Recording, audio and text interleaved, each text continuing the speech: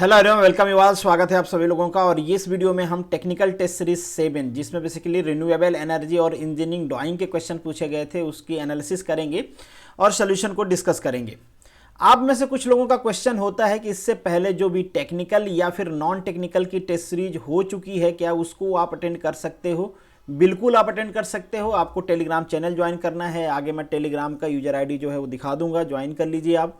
वहाँ पे link already पड़ा हुआ है, लिंक सर्च कर लेना है आपको। बेसिकली जब वो ओपन करोगे, लिंक में जाओगे तो आपको सारे लिंक्स दिख जाएंगे वहाँ पे और आप अटेम्प्ट कर सकते हो कभी भी। आज के टेस्ट सीरीज की हम बात करें तो ये बेसिकली एस्पिरेंट हैं जिन्होंने एक्स्ट्रा ऑर्डिनरी परफॉर्म किया इस टेस्ट सीरीज में। तो आपसे उम्मीद की जाती है कि आप ऐसे ही परफॉर्म करते रहिए। और भव्य साहब को पता नहीं क्या प्रॉब्लम है, आपको गुजराती में मार्क्स नहीं आते हैं, गुजराती पढ़ने में तकलीफ होती है, समझने में तकलीफ होती है। अगर तकलीफ है किसी चीज़ में तो आप उसको पढ़िए, डेफिनेटली आप कवर कर लोगे। और ये कुछ फीमेल टॉपर हैं और आप सभी मेल फीमेल या फिर बीपीएससी के जो भी कैंडिडेट हैं जिन्होंने टेस्ट सीरीज में अच्छा परफॉर्म किया है, उनसे उम्मीद की जाती है कि आप ऐसे ही पढ़ते रहिए, अच्छा परफॉर्म करते रहिए जब तक कि सिलेक्शन नहीं हो जाता है आपका। और जिस टेलीग्राम चैनल की मैं बात कर रहा था वो आ गया है, यहाँ पे आप ज्वाइन कर लीजिए। यहाँ पे आपको पीडीएफ भी मिलती है, लिंक भी मिलता है, बाकी जो भी अपडेट्स होती है सब यहाँ पे आपको मिलती है। इस ग्रुप में भी मिलता है, ग्रुप में आप अपने क्वेश्चन भी डिस्कस कर सकते हैं, तो ज्वाइन कर सकते हैं आप मुझे। बाकी आप इंस्टाग्राम, फेसबुक और ट्विटर इन सारे प्लेटफॉर्म पे आप मुझसे जुड़ सकते हैं। चलिए अब टेस्ट सीरीज के एनालिसिस में आगे बढ़ते हैं।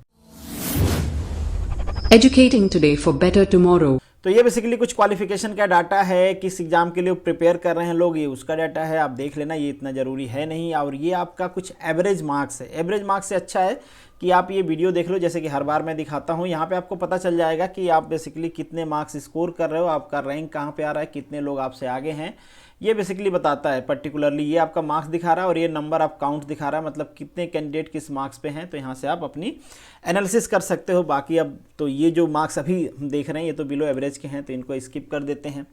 यहाँ पे एनालिसिस है जो मैं शॉर्ट में आपको दिखा देता हूँ। ये बेसिकली एक्स्ट्राऑर्डिनरी की है, एक्सेलेंट कैटेगरी की एनालिसिस है। मतलब आप 15 लोग हैं जिन्होंने एक्सेलेंट परफॉर्म किया है, 7 लोग हैं जिन्होंने एक्स्ट्राऑर्डिनरी परफॉर्म किया है। ये बेसिकली मार्क्स का रेंज है। इस रेंज में एक्स्ट्राऑर्डिनरी और एक्सलेंट लोग होते हैं, ये वेरी गुड हैं। तो इन शॉर्ट, जैसे कि मैं एज यूजुअल कहता रहता हूँ कि अगर आप पर्टिकुलरली इधर एग्जिस्ट करते हो तो आप कोशिश करिए कि थोड़ा इधर आगे बढ़ते रहें। ये बेसिकली मैंने दिखाया है कि किस किस रेंज गैप में मैंने क्या क्या कैटेगरी लिया है मेरे हिसाब से। बाकी मैंने आपको ग्राफ तो दिखाई दिया है। अब डिस्कस करते हैं हमारे क्वेश्चन को। पहला जो क्वेश्चन है वो रिन्यूएबल एनर्जी का, आप टेक्निकल क्वेश्चन इसको नहीं कर सकते हो, जनरल क्वेश्चन कर सकते हो। बट जब कभी भी हम इस तरह के टॉपिक डिस्कस करते हैं जो अभी डेवलपिंग टॉपिक हैं, डेवलप नहीं हो पाए हैं, उस टाइम पे आपको केवल टेक्निकल पर्सपेक्टिव नहीं देखना है। उसके आपके एग्जाम में उसके टेक्निकल क्वेश्चन तो आएंगे ही आएंगे, उसके साथ चांसेज होते हैं कि जो नॉन टेक पोर्शन होता है उसका, या उसके करंट अफेयर से रिलेटेड, या रिसेंट डेवलपमेंट जो उसमें हो रही है, इंस्टॉलेशन कैपेसिटी से रिलेटेड, या फिर इंडिया का सिनेरियो उसमें क्या है, इससे रिलेटेड भी आपसे क्वेश्चन पूछे जा सकते हैं। इसलिए मैंने इस क्वेश्चन को डाला है।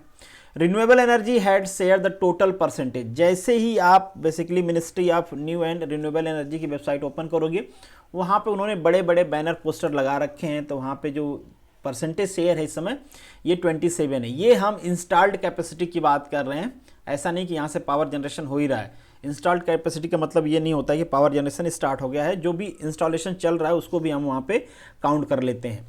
ग्लोबल पोजीशनिंग की बात करें तो अगेन ये मैंने वेबसाइट से लिया, ये क्वेश्चन हमारा 5th पोजीशन है। नेक्स्ट जो आपका क्वेश्चन है, biodiesel is produce. Already biodiesel या रिन्यूएबल एनर्जी पे हमने डिटेल में डिस्कशन किया हुआ है। तो कौन सा प्रोसेस होता है, मैक्सिमम लोग तो नहीं कहेंगे, केवल 50% लोगों ने ही सही किया है।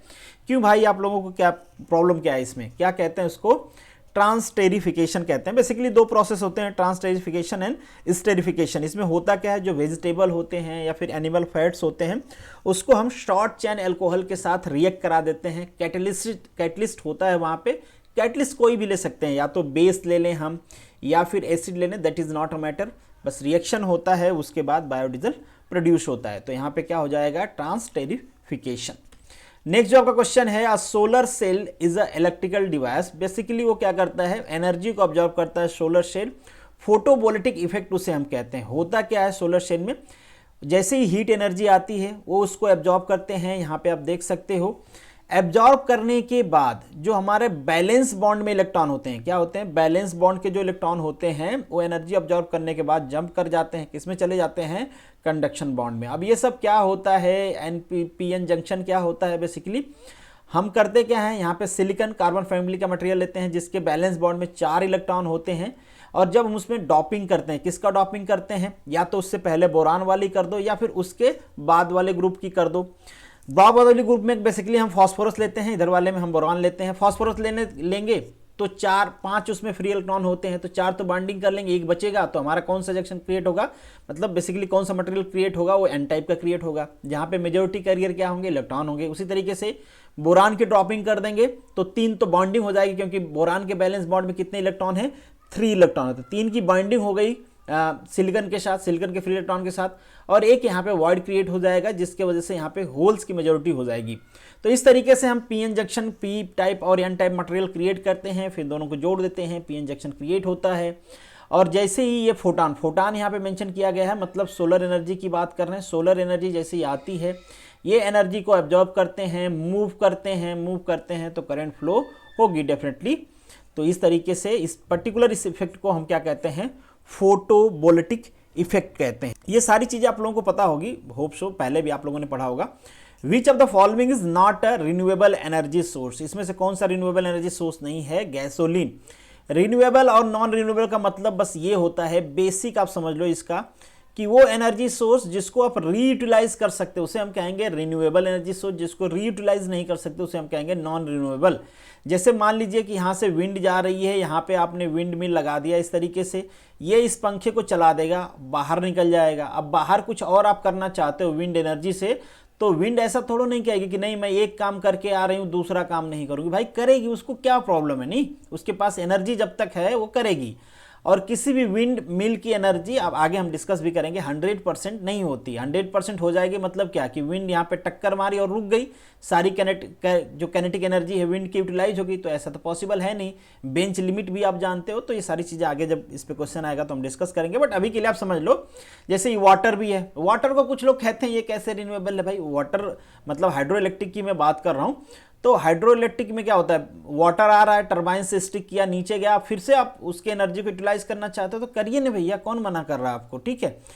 तो मतलब ये है, अब कोल है, कोल को आपने एक बार बर्न कर दिया, अब दोबारा जो उससे एस निकल गया, आप कहोगे नहीं मैं उसको दोबारा बर्न करूंगा, एनर्जी प्रोड्यूस करूंगा, भाई ये पॉसिबल है नहीं है, तो वो क्या हो जाएगा, कंज्यूम हो जाएगा। तो जहां पे टोटली एनर्जी कंज्यूम नहीं हो पाती, हम उसको रीयूज कर पाएंगे, उसे हम कहते हैं रिन्यूएबल एनर्जी सोर्स। उम्मीद करता हूं इसमें डाउट नहीं होगा आपको।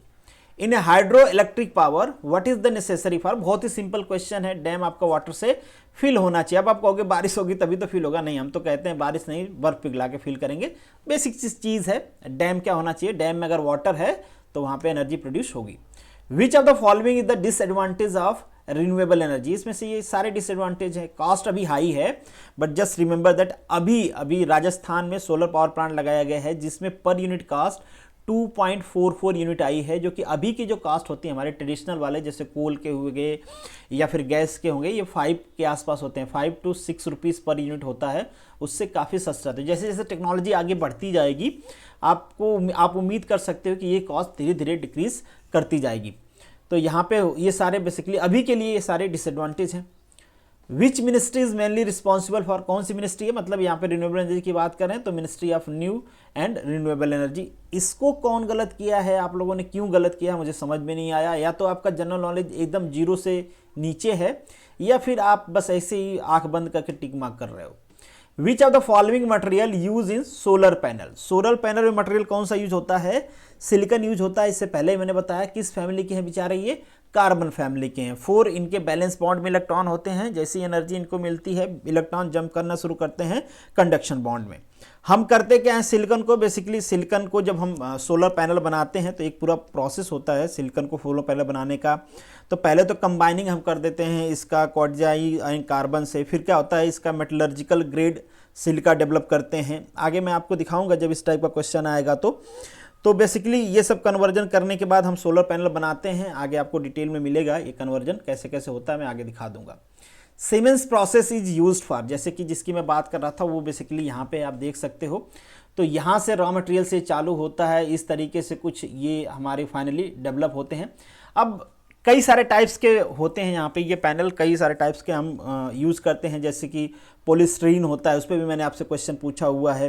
फिर एक कास्ट मोनो सिलिकॉन होता है, फिर ये मोनोक्रिस्टलाइन सिलिकॉन होता है।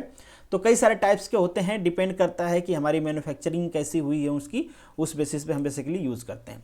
यहाँ पे आपसे प्रोसेस पूछा गया है कि सीमेंस प्रोसेस बेसिकली है क्या। तो ये होता है एक केमिकल प्यूरिफिकेशन प्रोसेस, जिसमें हम मेटलर्जिकल ग्रेड सिलिका को एक पॉलीस्टीरीन सिलिकॉन में कन्वर्ट करते हैं। तो ये पूरा प्रोसेस है ना सिक्वेंसली लिखा गया है।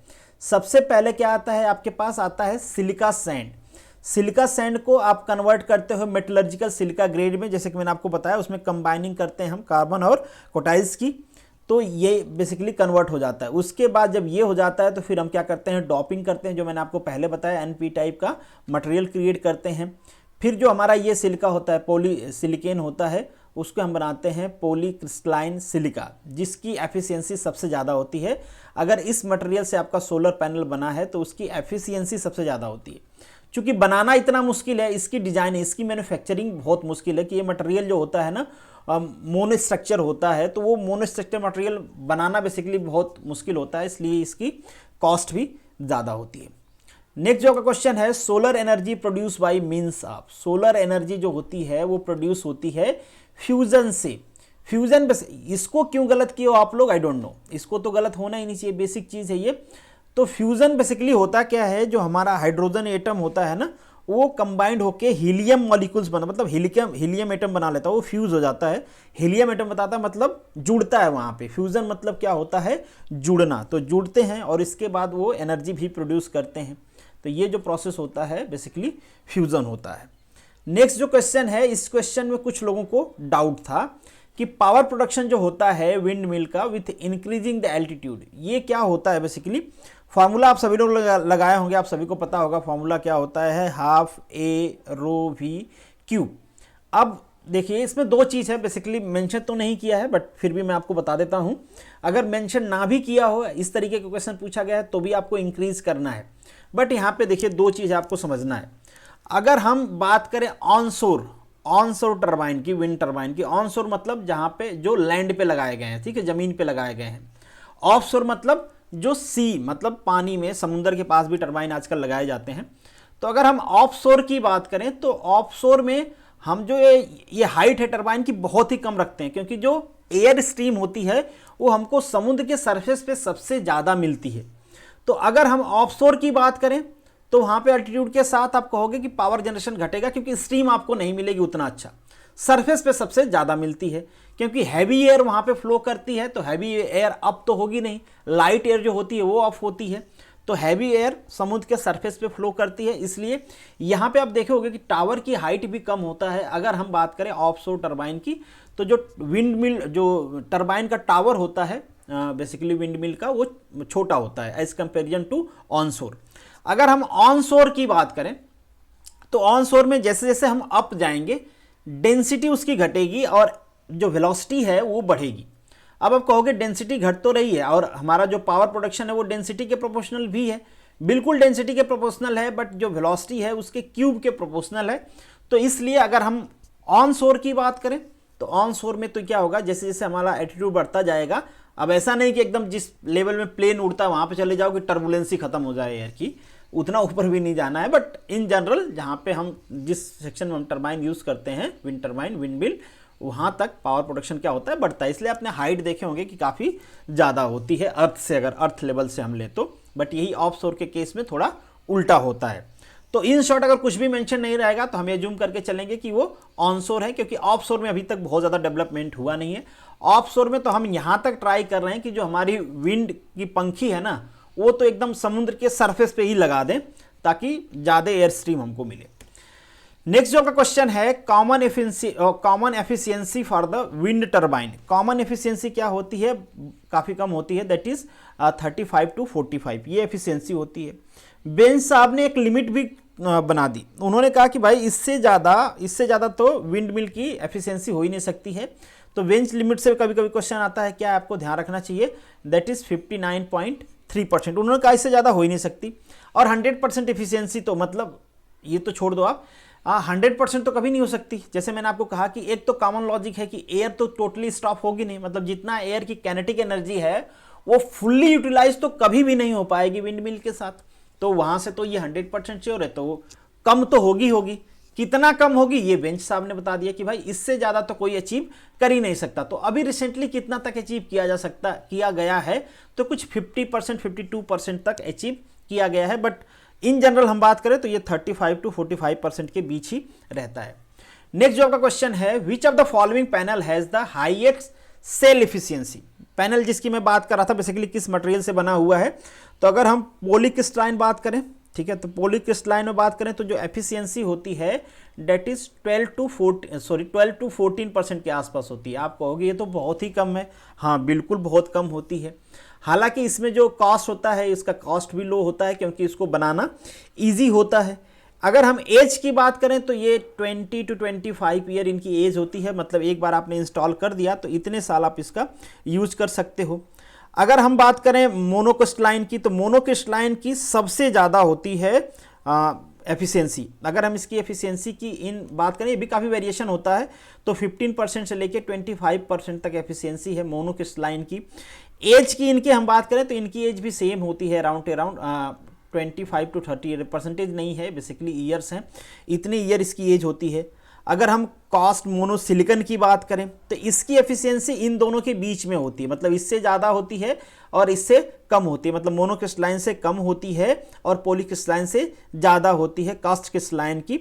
हाँ, अब चूंकि बीच में होती है इसलिए इसका प्राइस भी इन दोनों के बीच में होता है। एफिशिएंसी कितनी होती है, तो कुछ हम कह सकते हैं कि 15 से 19 के बीच में होती है, मतलब 15% से 19% के बीच में होती है। अब ये जो एफिशिएंसी है ना, ये अलग अलग सोर्सेज से आप देखोगे तो मे भी थोड़ा बहुत का वेरिएशन रहे, बट ये आपको ध्यान नहीं रखना है। बस आपको ये ध्यान रखना है कि जो मोनोक्रिस्टलाइन है उसकी एफिशिएंसी सबसे ज़्यादा होती है, उसके बाद जो कास्ट मोनोसिलिकन है उसकी एफिशिएंसी होती है, फिर जो पॉलीसिलिकन है मतलब उसकी एफिशिएंसी सबसे कम होती है। तो बस आप इतना याद कर लो, इतना सफिशियंट है, उससे ज़्यादा आपको याद करने की ज़रूरत है नहीं। नेक्स्ट जो क्वेश्चन है, कुछ लोग इसको कहेंगे कि इसको आप बहुत ढंग से पढ़े रहेंगे तभी आंसर दे सकते हैं। मैं कहूँगा कि अगर आपके पास कॉमन सेंस है, आप ना भी पढ़े हो तो भी इसका आंसर दे सकते हो। The wind turbine low speed shaft is connected to, किससे कनेक्टेड होती है पहले मैं आपको डायग्राम में दिखा देता हूँ। तो बेसिकली ये आपकी ब्लेड दिख रही है ना, ये ब्लेड है आपकी, ये जो शाफ्ट इससे कनेक्टेड है बेसिकली ये जो यहाँ पे रोटर होता है, जो रोटर इसको रोटेट कर रहा होता है, तो ये बेसिकली कनेक्टेड होती है आपके रोटर से। तो ये होती है आपकी लो स्पीड शाफ्ट, ठीक है। ये आपका गियर बॉक्स होता है, बड़ा गियर आपको दिख रहा होगा, फिर यहाँ पे छोटा गियर लगा होता है, ये जनरेटर से कनेक्टेड होती है, तो हाई स्पीड शाफ्ट हो गई ये। अब आप कहोगे कि बिना देखे कैसे बता पाएंगे, देखे रहेंगे तभी तो बता पाएंगे। देखिए सिंपल चीज़ है, यहाँ पे क्या होता है, चूंकि विंड मिल ये बहुत स्लो घूमता पंखा, इसीलिए तो इसको हम काफ़ी बड़ा बनाते हैं कि कम पावर लगे इसको तो भी ये घुमा दे। नहीं, अब इसकी स्पीड बहुत ज़्यादा नहीं हो सकती क्योंकि ये डिपेंड करता है आपके एयर ब्लो पे।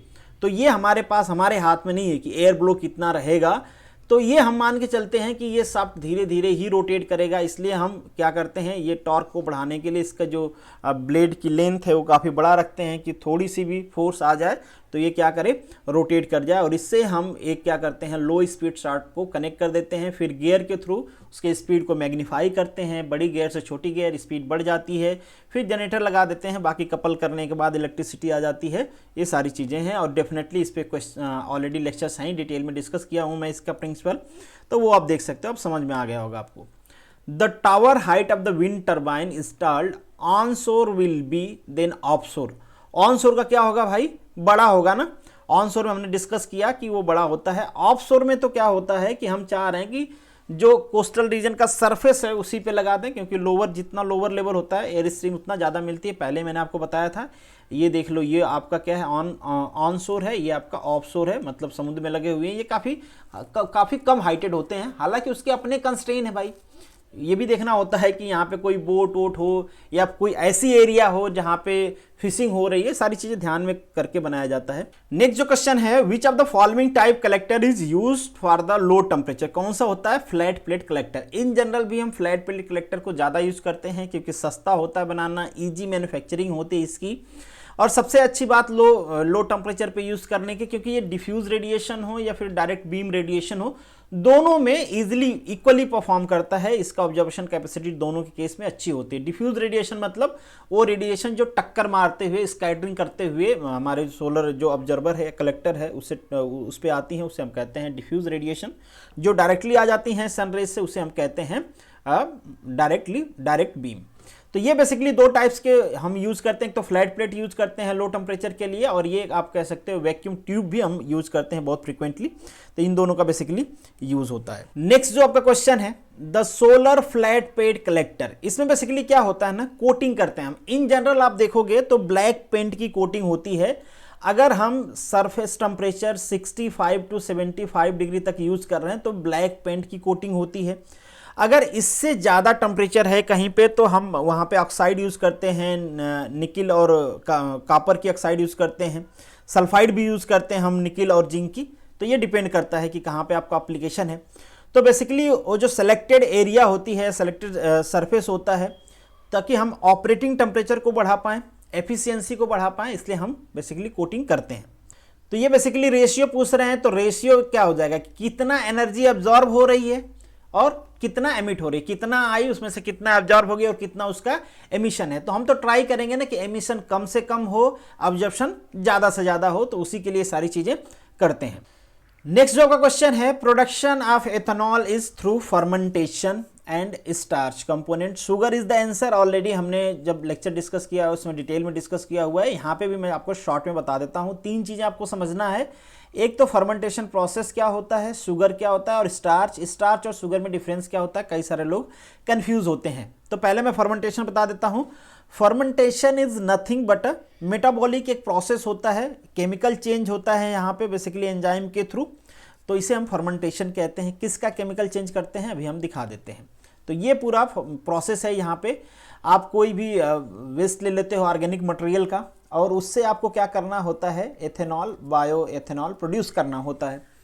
तो यहाँ पे सबसे पहले तो उसको आप क्रश कर देते हो, फिर उसका लिक्विफिकेशन करते हो, फिर यहाँ पे हम स्टार्च को ब्रेक डाउन करते हैं शुगर में।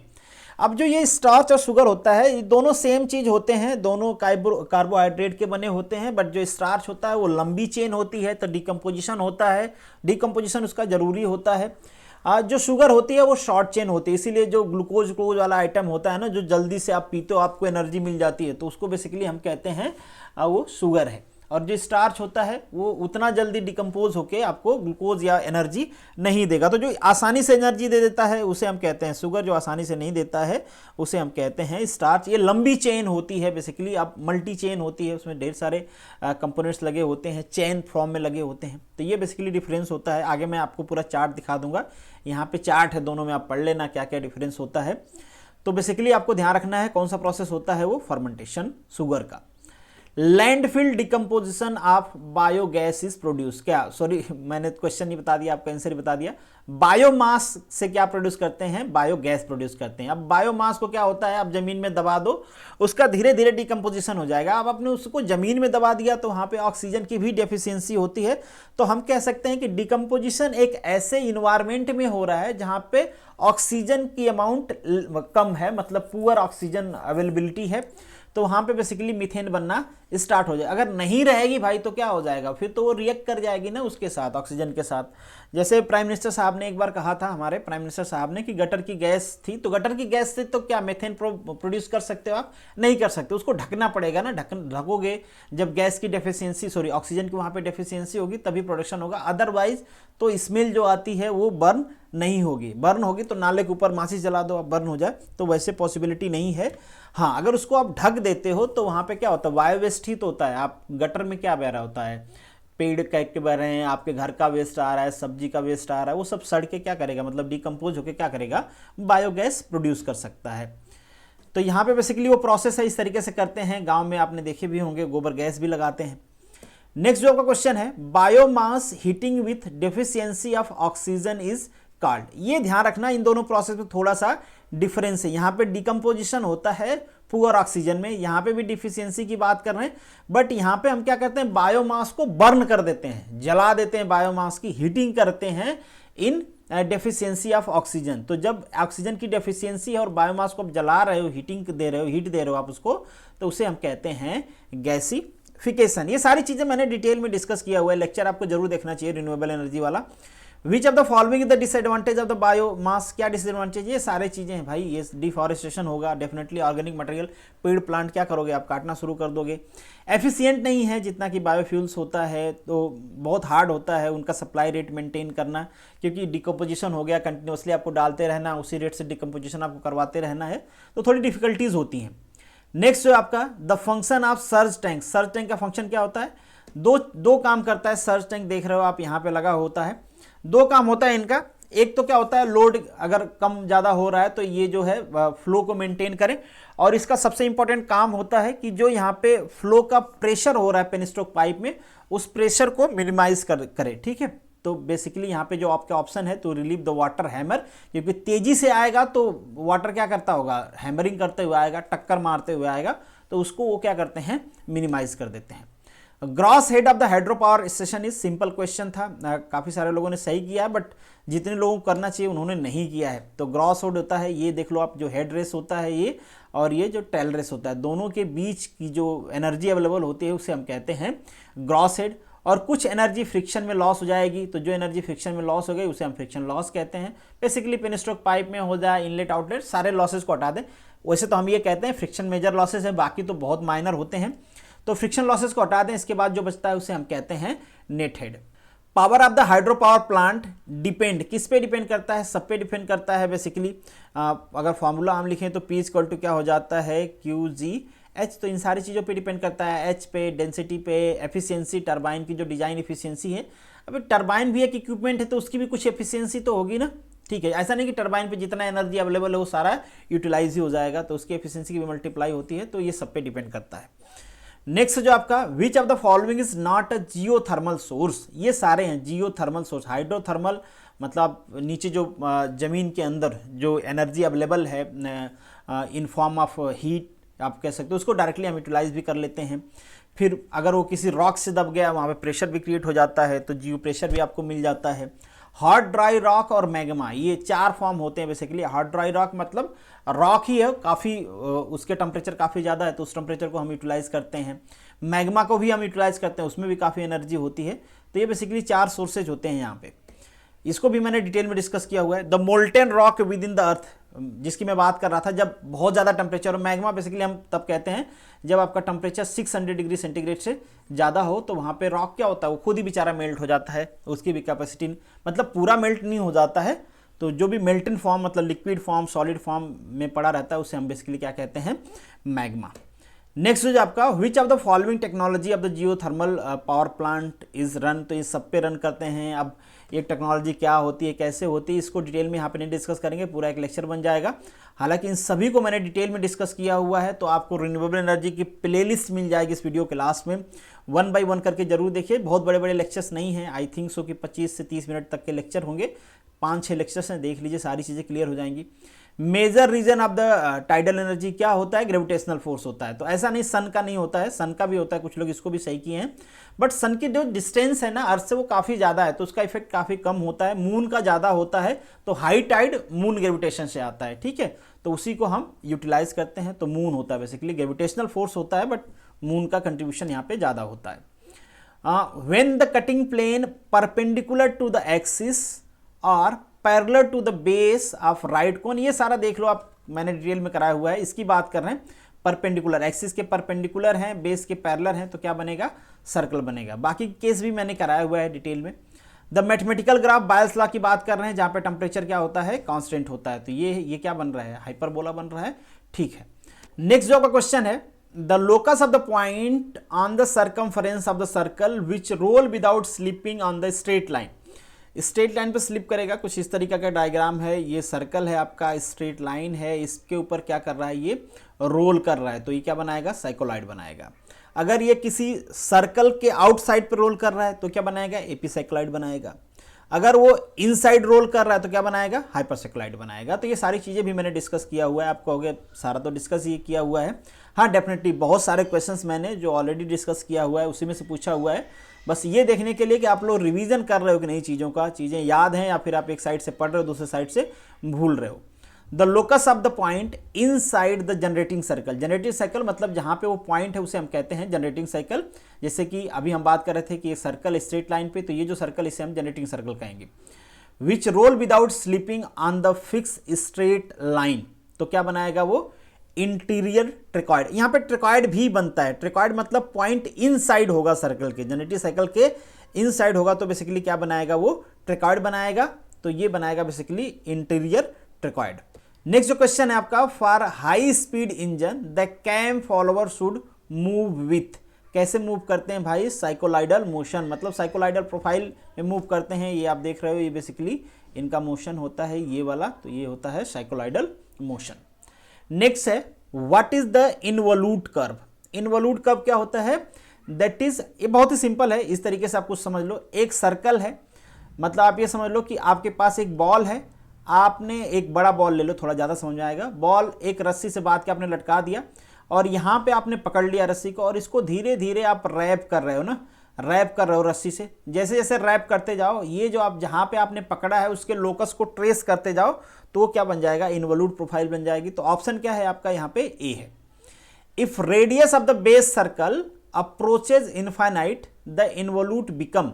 Radius of the base circle, base circle मतलब जिसकी हम बात कर रहे थे, ये वाला बेस सर्कल या ये वाला बॉल, ये इनफाइनाइट रेडियस का हो जाए तो फिर क्या हो जाएगा, वो स्ट्रेट लाइन हो जाएगा। Very simple.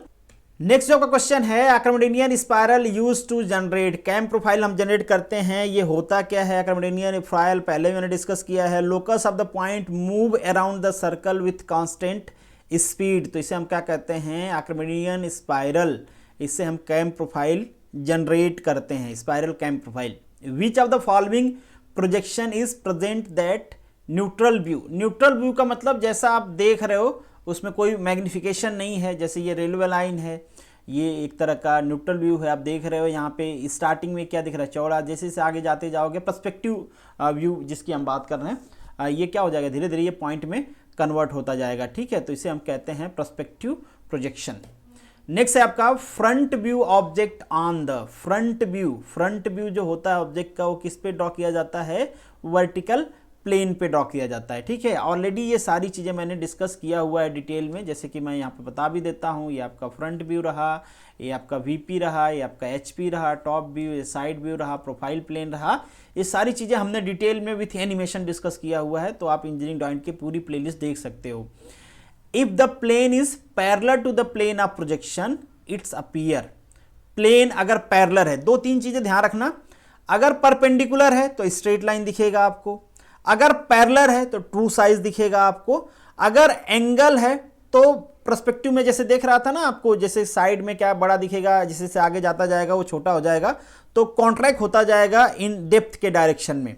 मतलब इन शॉर्ट आपको वो स्ट्रेट लाइन भी नहीं दिखेगा, एक्चुअल भी नहीं दिखेगा अगर एंगल पे रहेगा तो इन सिंपल हम कह सकते हैं कि surface incline to all the principal plane that not be appear actual size या फिर स्ट्रेट लाइन। ठीक है, तो ये आपको दोनों चीजें ध्यान रखनी है।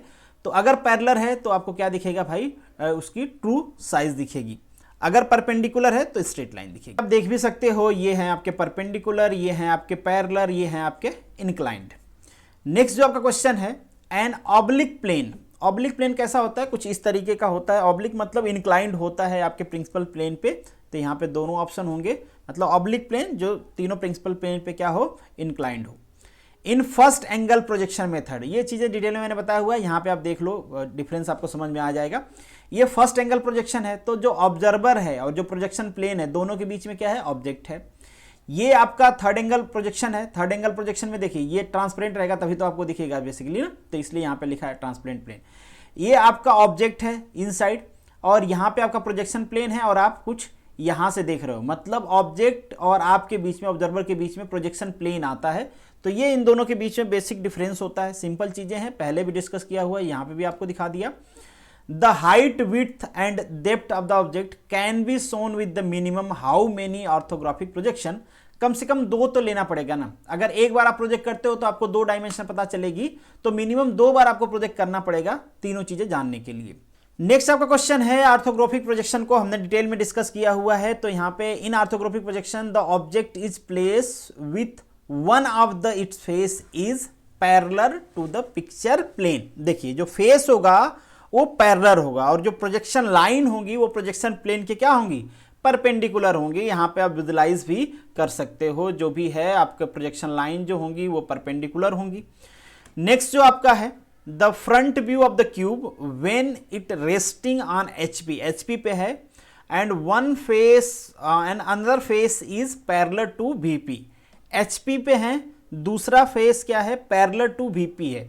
तो जब पैरेलल टू वीपी मतलब ये देखो आपका वीपी है, ये एचपी है, यहाँ पे आप सपोज कर लो इस तरीके से आपके पास कोई क्यूब है, ठीक है, इस पे रेस्टिंग है, ये आपके एक फेस का है उसके पैरेलल टू वीपी है।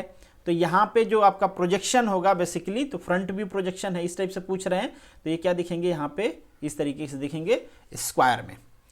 नेक्स्ट जो आपका क्वेश्चन है projection of point in the first quadrant will be, projection of point in the first quadrant first view in VP. देखो प्रोजेक्शन ऑफ पॉइंट है in first quadrant, first quadrant की हम बात कर रहे हैं, तो यहाँ पे कुछ आप देख रहे हो ये इसकी बात कर रहे हैं हम। और प्रोजेक्शन ऑफ पॉइंट को मैंने डिटेल में डिस्कस किया हुआ है, किस तरीके से आपको प्रोजेक्ट करना है, किस तरीके से आपको रोटेट करना है, कहाँ पे मिलेगा, जो हमारी एक्स वाई लाइन है उसके ऊपर मिलेगा, नीचे मिलेगा, सारी चीज़ें हमने डिटेल में डिस्कस किया हुआ है, तो वो भी वीडियो आपको देखनी चाहिए।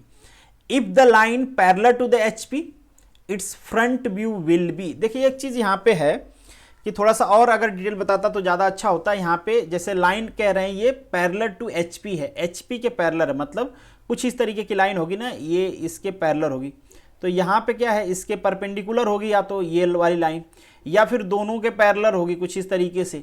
तो अगर दोनों के पैरेलल होगी तो ये क्या बनेगा, पैरेलल बनेगा, ठीक है। तो यहाँ पे पैरेलल के हिसाब से क्या होगा, if the line is parallel to HP and VP, तो वो क्या बन जाएगी, जो एक्स वाई लाइन है उसके पैरेलल बन जाएगी।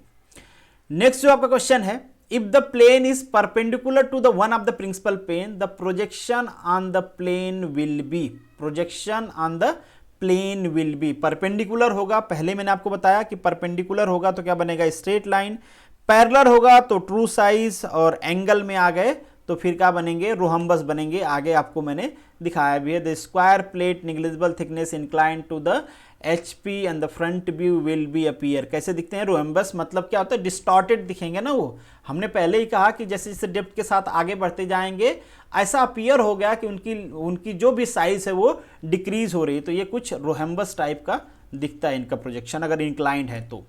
नेक्स्ट जो क्वेश्चन है a point P in above the horizontal plane के अबव है बिहाइंड द HP, मतलब सेकंड क्वाड्रेंट की बात कर रहे हैं। सेकंड क्वाड्रेंट पे ड्रॉ कर लीजिए, उसको आप रोटेट कर देंगे तो क्या हो जाएगा, रोटेट करने के बाद वो रेफरेंस लाइन के ऊपर चला जाएगा, तो यहाँ पे ऑप्शन हो जाएगा आपका A। तो this is the end of this video, thank you so much for watching this. मिलेंगे नेक्स्ट वीडियो में, तब तक के लिए आप सभी लोगों को all the best, good luck.